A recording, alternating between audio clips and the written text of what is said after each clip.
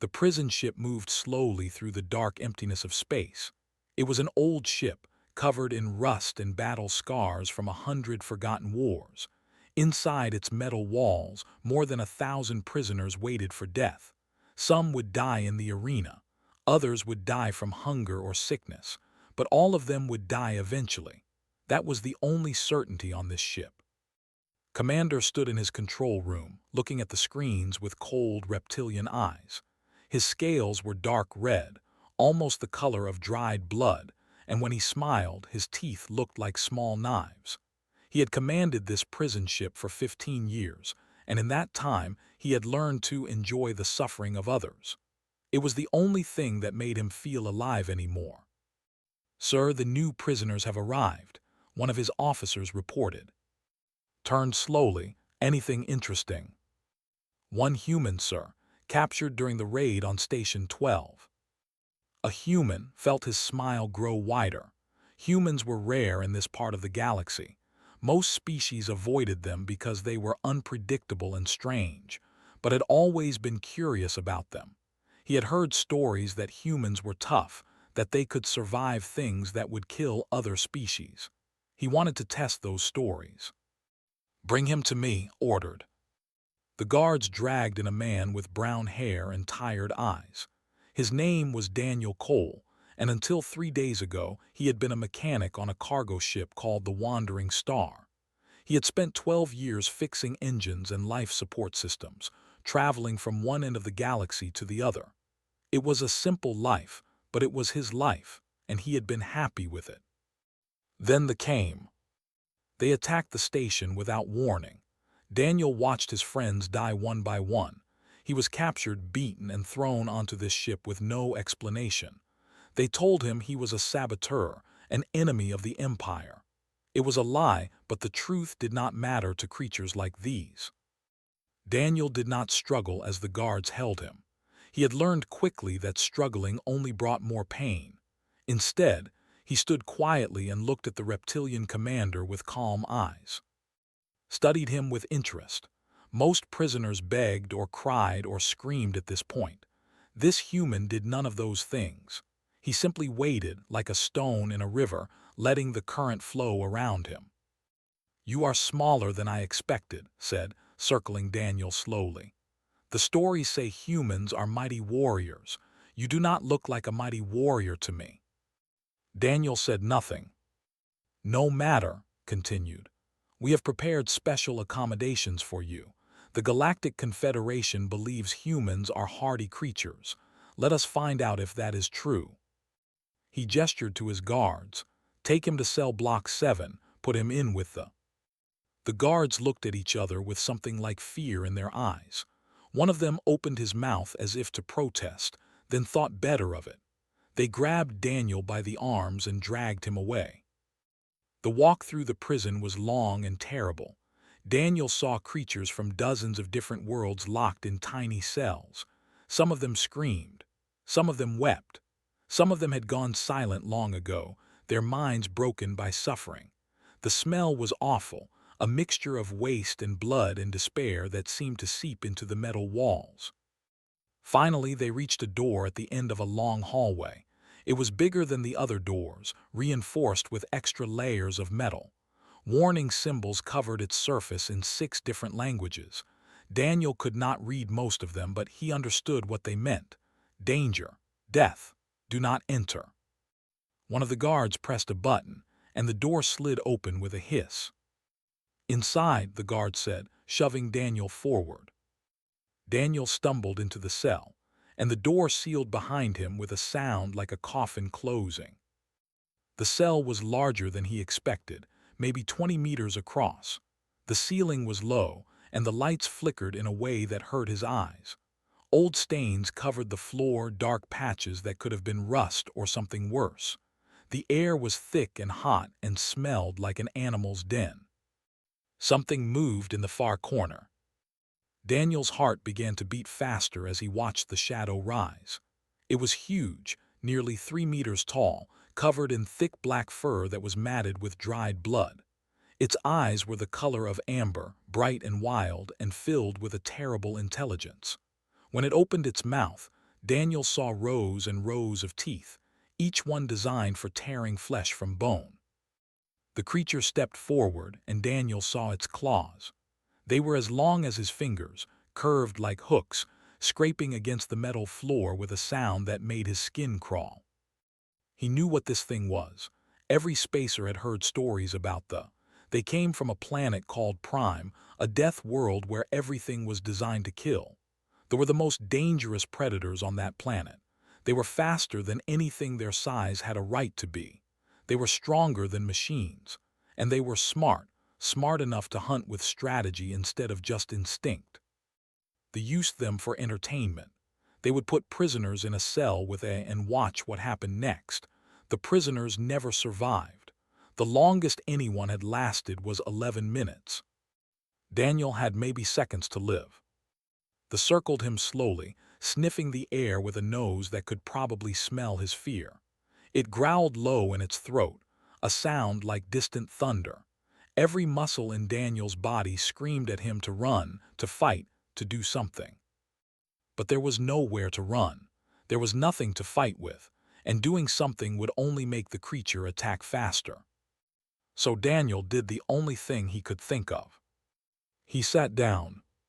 He crossed his legs, put his hands on his knees, and looked up at the monster standing over him. His heart was pounding so hard he could feel it in his throat. His hands were shaking, but he kept his face calm and his breathing steady. "Well," he said quietly, "I guess we are cellmates now." The stopped circling. Its ears flattened against its skull, and it tilted its massive head to one side, studying him with those amber eyes. It seemed confused. Prey was not supposed to act like this. Prey was supposed to run and scream and die. This human was doing none of those things. For a long moment, nothing happened. The creature and the man stared at each other across the dirty floor of the cell. The lights flickered overhead. Somewhere in the distance, another prisoner screamed. Then slowly, they sat down across from Daniel. It did not attack. It did not growl. It simply sat there and watched him with those strange, intelligent eyes. Daniel let out a breath he did not know he had been holding. "Okay," he whispered to himself.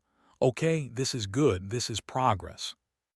Above the cell, hidden cameras recorded everything. In his control room, Commander watched the footage with narrowed eyes. The human should be dead by now. They should be tearing him apart. Instead, they were sitting together like old friends. "Interesting," murmured, "very interesting." He leaned back in his chair and decided to wait. Sooner or later, the beast would remember what it was. Sooner or later, the human would die. It was only a matter of time. Hours passed in silence. Daniel did not move from his spot on the cold metal floor. His back hurt. His legs had gone numb long ago. Every part of his body wanted to stand up and stretch, but he forced himself to stay still. He understood something important about predators. They were built to chase things that ran. If he moved too fast or too suddenly, the creature's hunting instincts might take over. So he sat and he watched, and he waited. They watched him in return. As the hours stretched on, Daniel began to notice things about his cellmate. At first, he had seen only a monster, a killing machine covered in fur and claws. But now, looking more carefully, he saw something else. He saw the scars that covered the creature's body, some old and faded to white, others fresh and still healing. He saw the way it favored its left foreleg, keeping weight off it like someone nursing an old injury. He saw the dullness in its fur, the thinness of its frame, the signs of hunger and neglect. This creature had not always been a monster. Someone had made it into one. Daniel thought about his own life before they captured him. He thought about the Wandering Star and its small crew. Captain Lisa Martinez had been strict but fair, the kind of leader who would give you the shirt off her back if you needed it.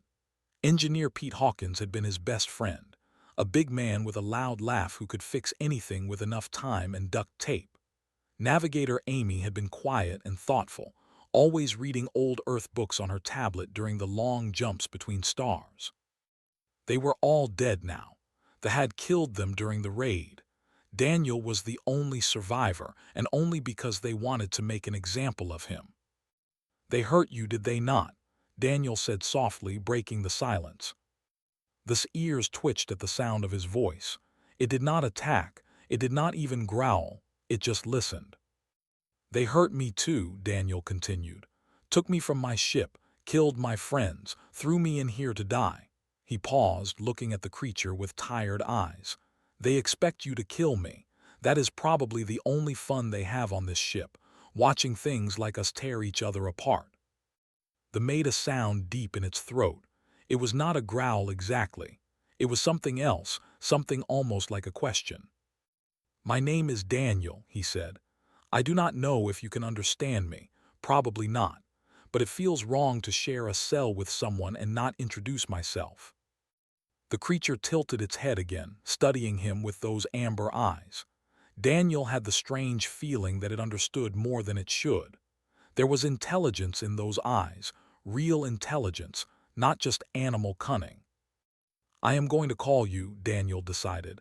"You need a name, and I cannot pronounce whatever sounds your species uses. Sound strong. It fits you."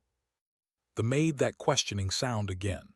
Then slowly, it dipped its massive head in what might have been a nod. Daniel felt a small smile cross his face. "It is, then." As the artificial night cycle deepened, the temperature in the cell began to drop. They did not waste energy on keeping their prisoners comfortable. Daniel started to shiver, his thin prison uniform doing nothing to protect him from the cold. His teeth chattered, and he wrapped his arms around himself, trying to hold onto whatever warmth he had left. Watched him shake for several minutes.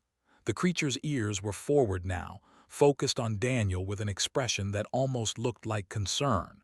Then, without warning, rose to its feet. Daniel's heart jumped into his throat. This was it. The creature had finally decided to kill him.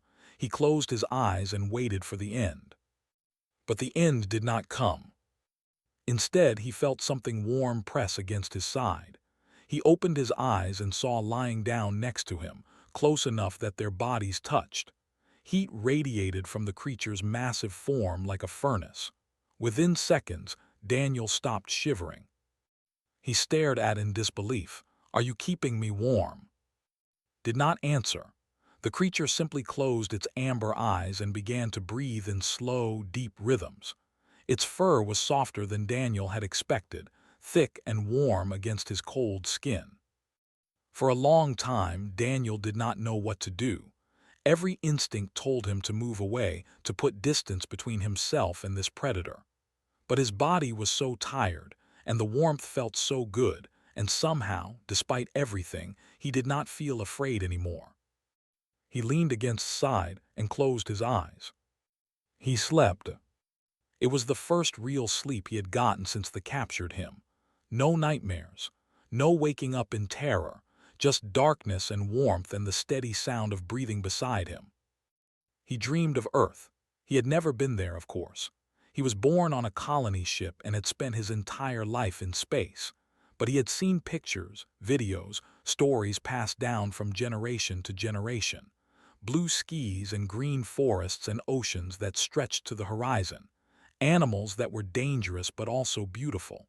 A world where humans had learned to survive against all odds. Maybe that was why humans were different from other species. They came from a world that had tried to kill them for millions of years. They had faced predators and diseases and disasters, and they had survived every single one.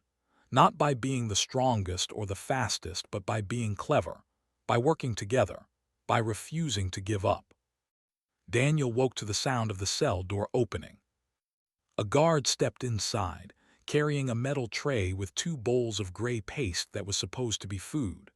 The guard froze when he saw what was in front of him. His eyes went wide and his mouth fell open. "Impossible," the guard whispered. His eyes snapped open instantly. The creature rose to its feet with a speed that should have been impossible for something so large. It positioned itself between Daniel and the guard, letting out a warning growl that made the walls vibrate. The guard stumbled backward, dropping the tray. Food scattered across the floor as he ran from the cell. The door sealed behind him. Daniel sat up slowly, his muscles stiff and sore from sleeping on the hard floor. He looked at, who was still staring at the door with its fur raised and its claws extended. "Easy," Daniel said softly. "He is gone, it is okay." Turned to look at him. Slowly, the fur flattened and the claws retracted. The creature made that rumbling sound again, the one that Daniel was starting to think might be laughter. "I think we scared him," Daniel said. He gathered the spilled food from the floor. It was not much, barely enough for one person, let alone two. But without hesitation, Daniel divided it in half and pushed one portion toward. The stared at the offering for a long moment. Then it looked up at Daniel with something in its eyes that he could not quite name. Surprise, maybe, or gratitude, or something deeper than either of those things. 8. When the food was gone, the creature approached Daniel and pressed its massive head against his chest. Daniel froze for a second, then slowly raised his hand and placed it on his fur. "We are going to get out of here," Daniel said quietly. "I do not know how yet, but we will figure it out together." Rumbled in agreement. Above them, Commander watched the footage with growing unease. This was wrong. This was all wrong. The human should be dead. They should be feasting on his corpse. Instead, they were becoming something had never seen before. They were becoming friends. Days turned into weeks. Daniel lost track of exactly how long he had been in the cell with. Time moved strangely on the prison ship. There were no windows, no clocks, no way to tell morning from night except for the dimming of the lights and the changing of the guard shifts. But Daniel guessed it had been at least 2 weeks, maybe more. In that time, everything had changed. He had developed a routine. When the guards delivered food, would stand between Daniel and the door, growling warnings that needed no translation. The guards had become so afraid of that they started leaving the food trays outside the cell, pushing them through a slot in the door rather than coming inside. That was fine with Daniel. He preferred it that way. They shared every meal equally. Daniel always divided the food in half, no matter how hungry he was. At first had seemed confused by this. The creature would watch Daniel push half the food toward it, those amber eyes filled with something that looked almost like disbelief, but eventually accepted it as normal. Sometimes, if Daniel seemed particularly hungry, would even push some of its own food back to him. They slept together every night, curled up in the corner of the cell where the floor was warmest. His body heat kept Daniel alive during the cold cycles. In return, Daniel had started grooming his fur, using his fingers to work out the knots and tangles that years of captivity had created. The first time he tried it had tensed up, clearly expecting pain. But when Daniel's touch proved gentle, the creature had relaxed and let out a sound that was almost like a purr. Communication was the hardest part. Daniel talked constantly. He told stories about Earth, about the ships he had worked on, about the stars he had seen. He talked about Captain Martinez and her terrible jokes. He talked about Pete and how the big man used to sing old country songs while fixing the engines. He talked about Amy and her collection of antique books, real paper books that she guarded like treasure. Listened to every word. The creature could not speak back, not in any language Daniel could understand, but it was clearly paying attention. Its ears would move toward sounds it found interesting. Its tail would twitch when Daniel described something exciting. Sometimes it would make little noises that seemed like responses to what Daniel was saying. Daniel learned to read body language like a second language. Ears flat against the skull meant unhappiness or fear. Ears forward and alert meant curiosity or interest. The low rumbling growl was a warning. The higher-pitched chuff was amusement. The gentle press of that massive head against Daniel's chest was affection, trust, friendship. In turn, learned to read Daniel. They seemed fascinated by human facial expressions. It would stare at Daniel's face for long minutes, watching the way his eyebrows moved, the way his mouth curved into smiles or frowns, the way his eyes reflected every emotion he felt. sometimes would reach out with one huge paw and touch Daniel's cheek, so gently that it felt like a whisper, as if trying to understand this strange creature that had become its companion. Daniel named things for, pointing at objects and saying their words: floor, wall, light, food, water, sleep, friend. Could not repeat the words, but it understood them. When Daniel said food's ears would perk up. When Daniel said sleep, the creature would settle down and close its eyes. When Daniel said friend, would press its head against him. Word of their strange bond spread through the prison ship. Other prisoners whispered about them during the brief moments they were allowed to interact. The human who tamed the monster who protected a man. Some thought it was a trick, a lie spread by the to give prisoners false hope. Others believed it was a miracle. The guards were terrified. When Daniel and were taken out for their weekly decontamination sessions, they walked side by side down the corridors. No chains on Daniel, no muzzle on, just a human and a beast moving together like old friends. The guards kept their distance, weapons raised but fingers trembling on the triggers. They had all seen the footage. They knew what could do. One young guard made the mistake of getting too close. He was new to the ship, full of arrogance, convinced that he was tougher than some stupid animal. He reached out to shove Daniel forward. Moved so fast that Daniel barely saw it happen. One moment the guard was standing there. The next moment he was on the ground, 4 deep scratches across his chest armor, staring up at with terror in his eyes. Had not killed him. It had just warned him. But the message was clear. Do not touch my human. Commander watched everything from his control room. He studied the footage obsessively, trying to understand what had gone wrong. That was supposed to be uncontrollable. It had killed dozens of prisoners over the years, including several that had tried to befriend it. What made this human different? He called in experts, scientists who studied alien behavior, soldiers who had fought on their home world. None of them could explain it. Perhaps, one scientist suggested carefully, humans have some quality that appeals to pack predators. On their home world, they domesticated wolves, the apex predators of their ecosystem. They turned enemies into allies. Nonsense, snapped. They are not wolves, they cannot be tamed. But the evidence was right there on his screen. A human and a sleeping side by side, sharing food, grooming each other like members of the same family. Made a decision. If they would not kill the human, then would have to do it himself, and he knew exactly how. The arena. Every few months, they held games for the entertainment of their soldiers. Prisoners were forced to fight each other, fight beasts, fight trained gladiators.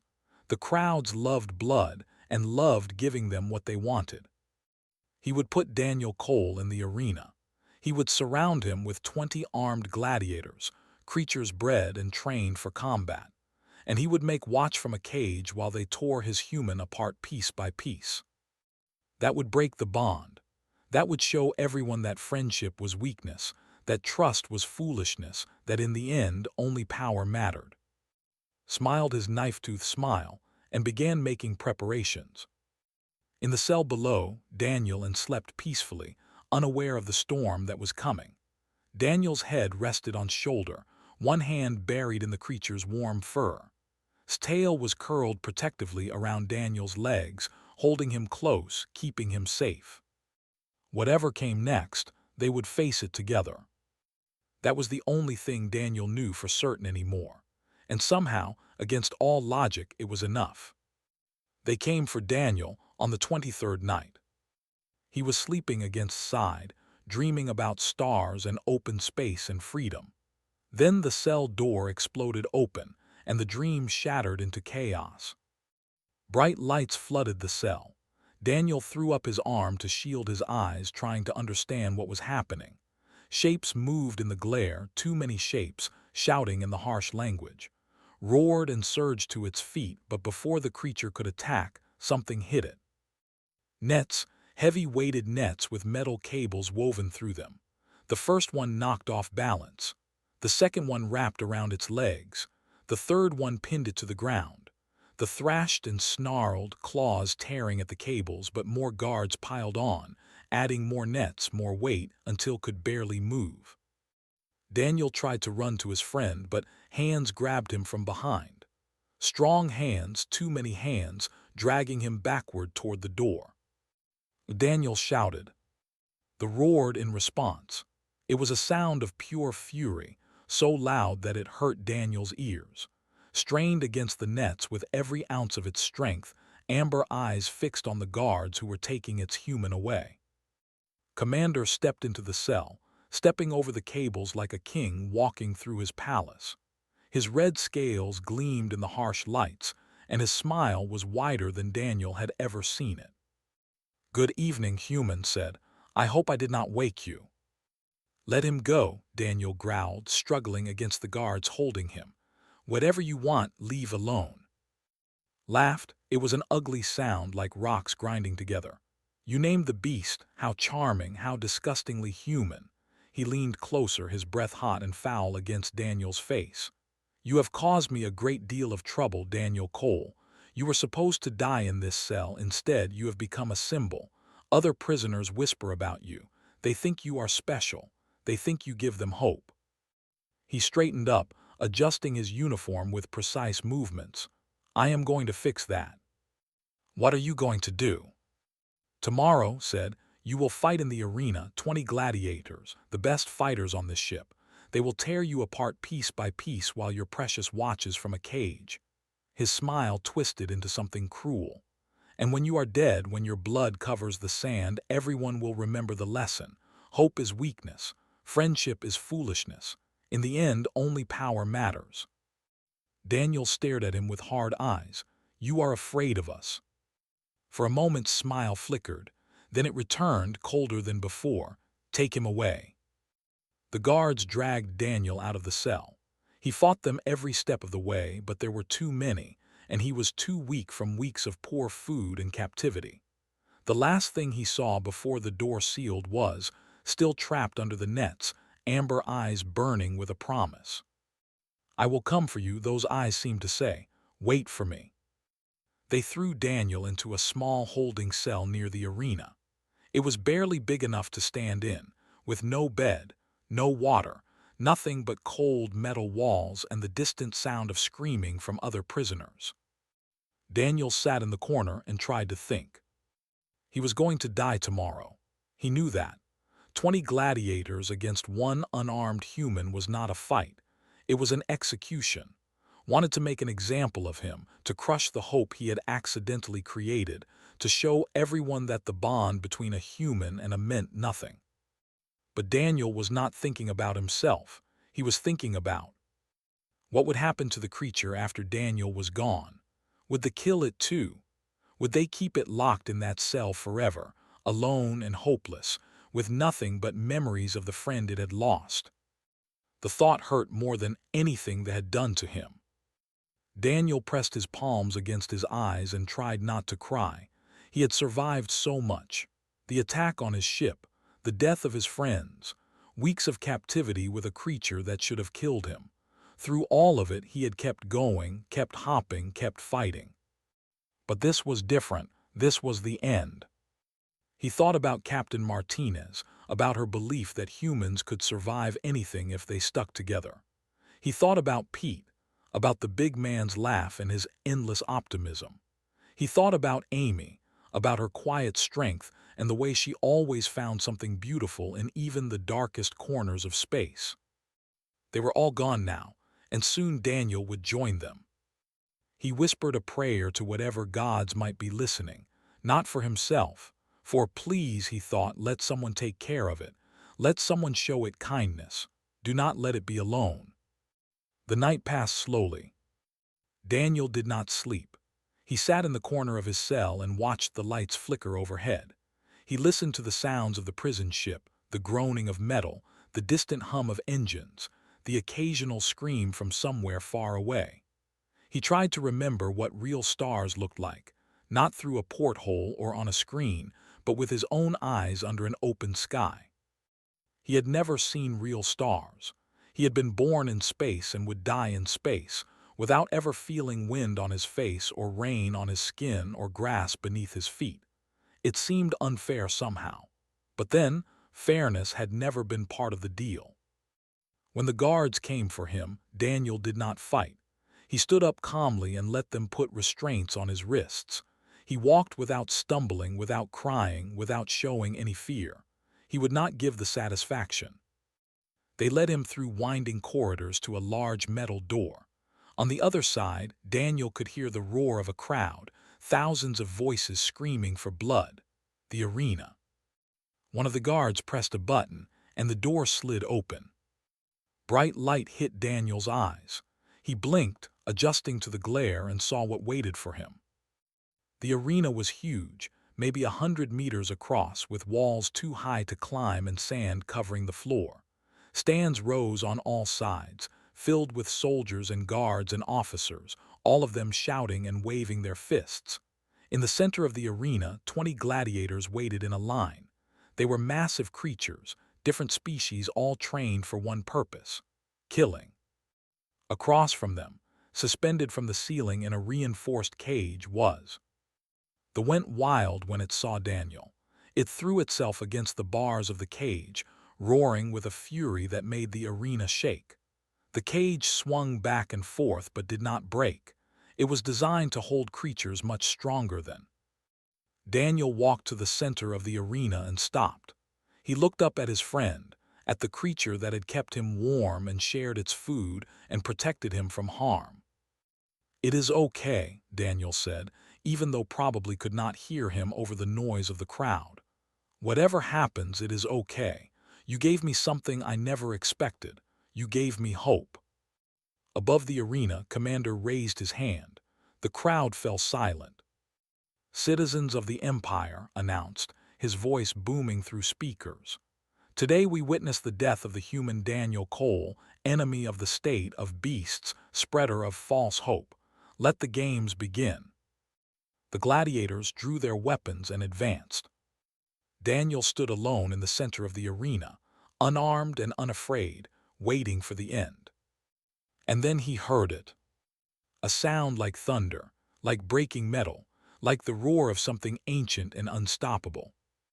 The cage holding exploded, fell from the sky like a meteor. The cage had been designed to hold creatures much stronger than a single. It had reinforced bars, triple-locked doors, and enough weight to stop anything from breaking free. But the engineers who built it had never accounted for something like this. They had never imagined a fighting not from hunger or instinct, but from love. Had torn through the bars with its bare claws.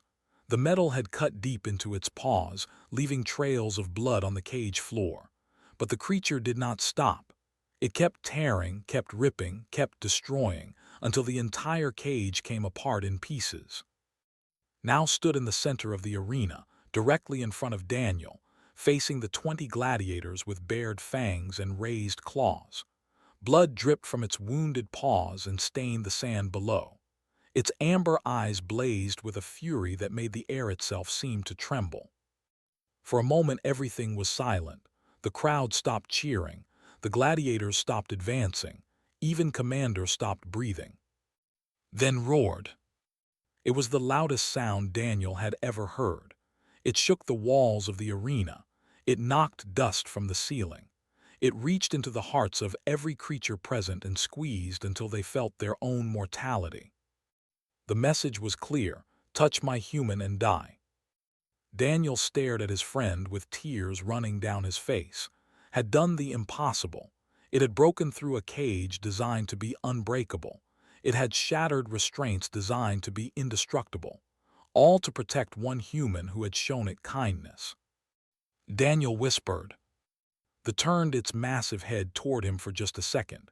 Those amber eyes softened, and Daniel saw everything in them. Trust, loyalty, something that might have been called love in a human. Then turned back to face the gladiators, and its eyes became hard again. The gladiators looked at each other. They were trained killers, selected for their strength and skill and cruelty. They had won hundreds of arena battles between them, but none of them had ever faced anything like this. a fighting not for survival but for someone else. One of them, a huge scaled creature with 4 arms and a face full of scars, took a step forward. He raised his blade and let out a war cry. Moved. It happened so fast that Daniel's eyes could barely follow. 1 second was standing still. The next second the gladiator was on the ground, his weapon gone, 4 deep scratches across his chest armor. He was not dead, Daniel realized. Had not killed him. It had simply stopped him. The creature was showing mercy. Even now, even in this moment, it was showing the mercy that Daniel had shown it. The remaining gladiators looked at their fallen companion. They looked at the standing over him with blood dripping from its claws. They looked at the human, standing unharmed behind the beast that was protecting him. One of them dropped his weapon. "I yield," he said. Another dropped his weapon. "I yield." One by one, the gladiators surrendered. They threw down their blades and spears and axes. They went to their knees in the sand. They gave up. The crowd erupted. But not in anger, not in disappointment.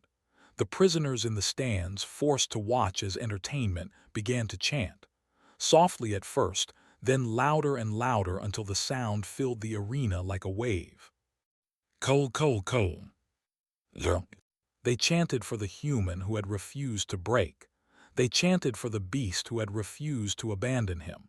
They chanted for hope itself, the thing that Commander had tried so hard to destroy. Up in his observation platform screamed orders. Kill them both, someone kill them. But his guards did not move. They had seen what could do. They had watched it tear through a cage that was supposed to be impossible to escape. None of them wanted to be next. Daniel stepped forward and put his hand on shoulder. The creature was breathing hard, exhausted from its impossible escape. The wounds on its paws were still bleeding, but when it felt Daniel's touch, it let out a low rumble of contentment. "Let us get out of here," Daniel said. Together, they walked toward the arena exit. The gladiators moved aside to let them pass.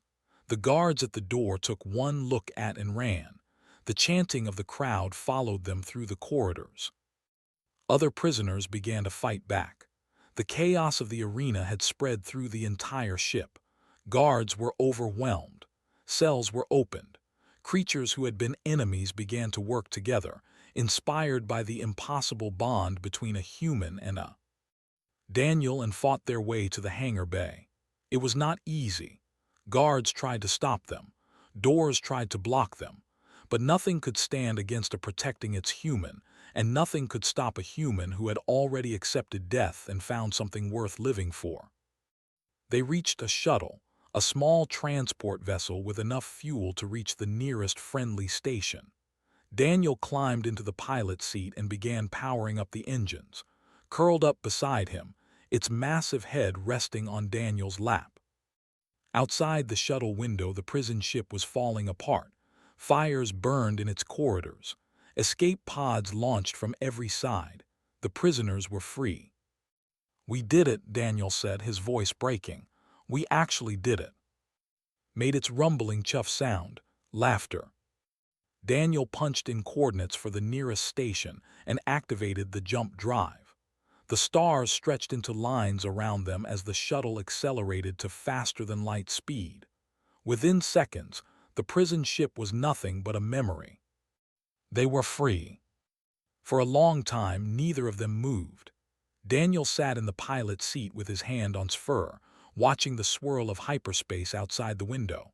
Kept its eyes closed, breathing slowly, finally able to rest without fear. "Where should we go?" Daniel asked eventually. Opened one amber eye and looked up at him.